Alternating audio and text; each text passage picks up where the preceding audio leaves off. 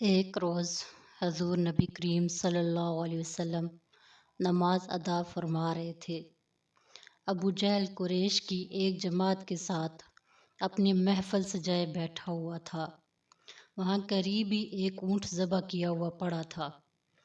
اس لاہین نے اونٹ کی خون آلود اوجڑی اٹھائی اور اپنی محفل میں آ کر کہنے لگا کہ تم میں سے کون ہے جو اس اوجڑی کو عین سجدہ کی حالت میں محمد صلی اللہ علیہ وآلہ وسلم کے دونوں کندھوں کے درمیان رکھ دے۔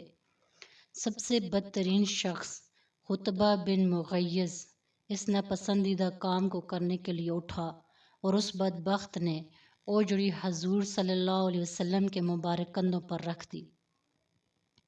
حضور صلی اللہ علیہ وسلم سجدے کی حالت میں ٹھہرے رہے۔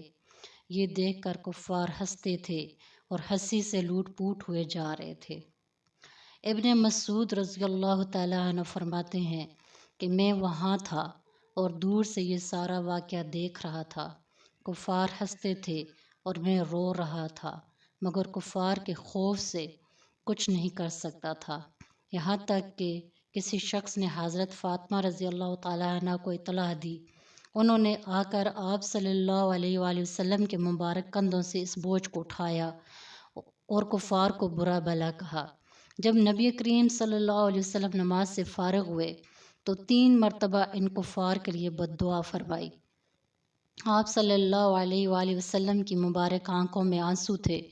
حضرت عبداللہ بن مسعود رضی اللہ تعالیٰ عنہ فرماتے ہیں کہ اللہ کی قسم ان کافروں کو میں نے اپنی آنکھوں سے دیکھا کہ وہ بدر کے میدان میں قتل ہوئے۔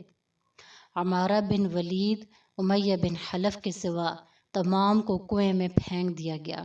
عمارہ بن ولید اور امیہ بن خلف کا جوڑ جوڑ الگ کر دیا گیا اور عمارہ بن ولید کو تو بڑے ہی برے اور دردناک طریقے سے ہلاک کر کے جہنم میں بھیجا گیا۔